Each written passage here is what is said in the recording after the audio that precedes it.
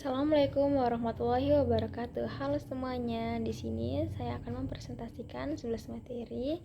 Sebelumnya perkenalkan, nama saya Husnul Khotimah dengan NIM 20240501031158.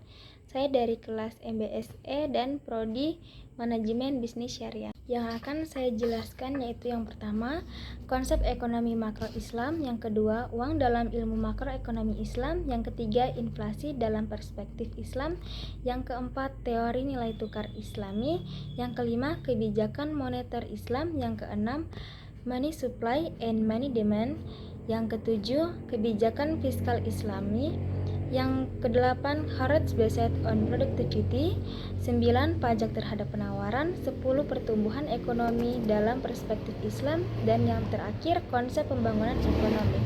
Berikut penjelasan singkatnya. Yang pertama, konsep ekonomi makro Islam. Ekonomi makro Islam adalah sistem ekonomi yang berorientasi pada kesejahteraan sosial dengan mengacu pada ajaran Islam.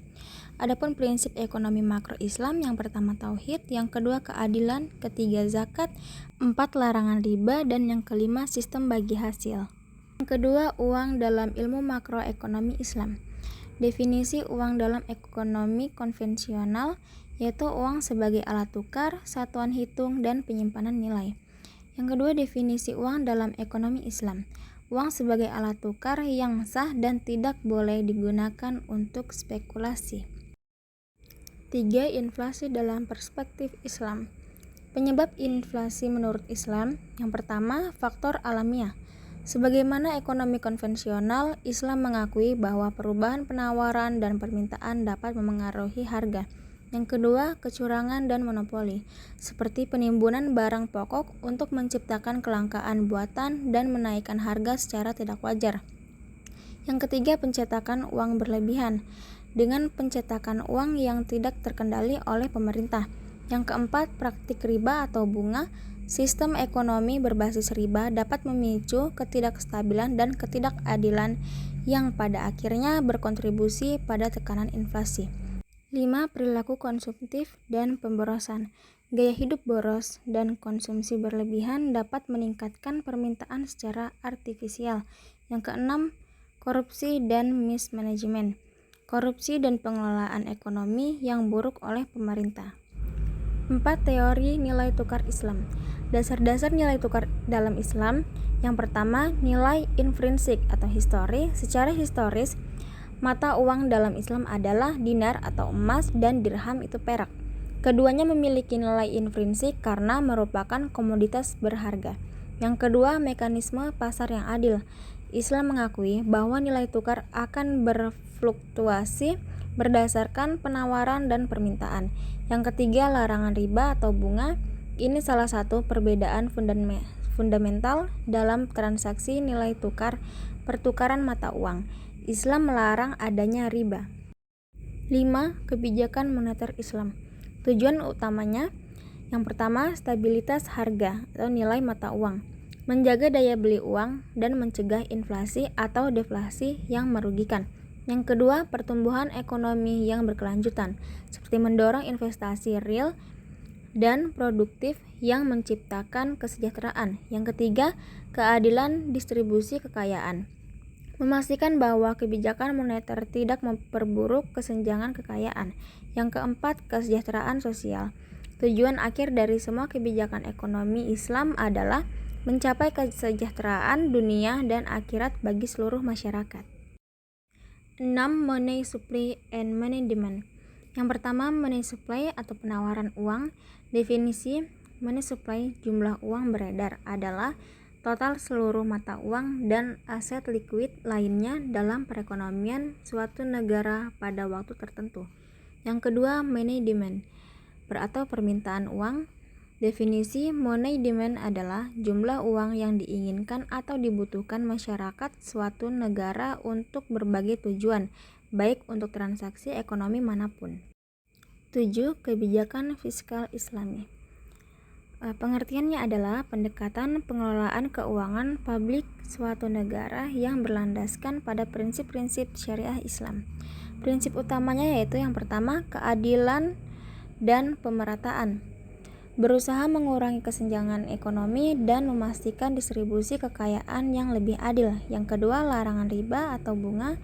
Pemerintah tidak boleh meminjam atau meminjamkan dengan sistem bunga. Yang ketiga, prioritas pengeluaran. Dana publik dialokasikan untuk hal-hal yang membawa kemaslahatan umum dan sesuai tujuan syariah, seperti kebutuhan dasar yaitu pangan, kesehatan, pendidikan, infrastruktur, dan jaminan sosial. 8. Kharaj based on productivity. Kharaj mulai dikenal setelah penaklukan wilayah-wilayah baru oleh umat Islam pada abad ke-7 Masehi. Adapun jenis kharaj, yang pertama kharaj tanah atau kharaj al-ard. Ini adalah jenis yang dikenakan atas tanah pertanian. Yang kedua kharaj hasil atau kharaj al-ma'as. Jenis kharaj ini dikenakan atas hasil pertanian atau produk yang dihasilkan dari tanah. Yang ketiga kharaj tetap atau kharaj al-muhadad. Ini adalah jenis kharaj yang dikenakan dengan tarif tetap, terlepas dari hasil yang diperoleh. Yang keempat, kharaj variabel atau kharaj al-mutakhayyir. Berbeda dengan kharaj tetap, kharaj variabel dikenakan berdasarkan hasil yang diperoleh. Yang kelima, kharaj sewa atau kharaj al-ijarah. Jenis kharaj ini dikenakan atas tanah yang disewakan. Pemilik tanah yang menyewakan lahan pertanian kepada orang lain akan dikenakan pajak berdasarkan sewa yang diterima dari penyewa.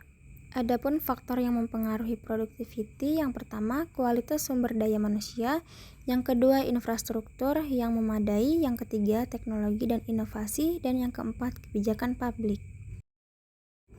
9. Pajak terhadap penawaran. Jenis-jenis pajak yang mempengaruhi penawaran. Yang pertama, pajak pertambahan nilai atau PPN. Ini adalah nilai pajak tidak langsung yang dikenakan atas setiap transaksi jual beli barang dan jasa kena pajak dalam wilayah Indonesia. Yang kedua, pajak penghasilan PPh badan adalah pajak yang dikenakan atas penghasilan atau laba bersih yang diperoleh badan usaha.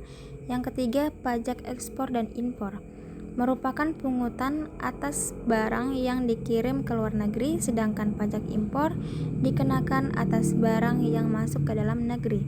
Yang keempat, pajak lingkungan atau green tax dikenakan kepada perusahaan yang aktivitasnya berpotensi merusak lingkungan seperti industri pertambangan, manufaktur kimia, dan pembangkit listrik berbasis fosil. 10. Pertumbuhan ekonomi dan perspektif Islam. Yang pertama, teori klasik. Menurut pendapat mazhab klasik, pertumbuhan ekonomi dipengaruhi oleh 4 faktor. Yang pertama, jumlah penduduk. Yang kedua, jumlah stok barang-barang modal. Yang ketiga, luas tanah dan kekayaan alam. Dan yang keempat, penggunaan teknologi. Teori yang kedua, teori Malthus. Teori ini pertama kali dikemukakan oleh Malthus pada tahun 1798 sebagai pencetus pertama. Dalam teorinya, ia mengatakan bahwa pertumbuhan jumlah penduduk lebih cepat dari alat-alat subsistensi atau bahan-bahan kehidupan. Yang ketiga, teori Schumpeter. Dalam teori ini lebih menekankan pada peran pengusaha dalam menciptakan pertumbuhan ekonomi. Pengusaha merupakan golongan yang akan terus-menerus membuat pembaruan atau inovasi dalam kegiatan ekonomi. 11. Konsep pembangunan ekonomi. Pembangunan ekonomi merupakan suatu proses yang menyebabkan pendapatan per kapita penduduk suatu masyarakat meningkat dalam jangka panjang. Kebijakan ekonomi dibagi menjadi 3 macam, yaitu kebijakan mikro, kebijakan meso, kebijakan makro. Strategi pembangunan ekonomi yang umum diterapkan, yang pertama peningkatan investasi, yang kedua pengembangan sumber daya manusia, yang ketiga pengembangan infrastruktur, 4. Peningkatan produktivitas sektor ekonomi, 5. Penguatan institusi dan tata kelola pemerintahan, dan yang terakhir pembangunan berkelanjutan dan inklusif. Jadi itulah presentasi singkat dari saya. Mohon maaf bila banyak kekurangan. Saya akhiri. Wassalamualaikum warahmatullahi wabarakatuh. See you.